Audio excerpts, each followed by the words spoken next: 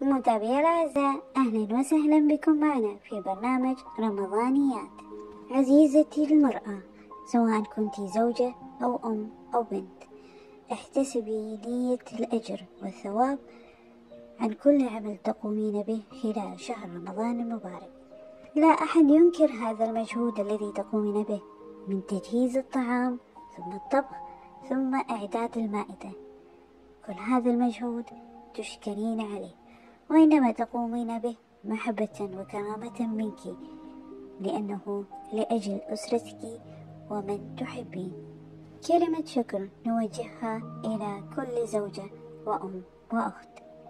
شكرا جزيلا لك على المجهود الذي تقومين به من أجل إسعادنا وإطعامنا. يعطيك العافية واستسلم الأيادي. وأنتم، هل شكرتم من أعدت الفطور أو السحور لهذا اليوم؟ سؤال طرحناه ونترككم حرية الإجابة.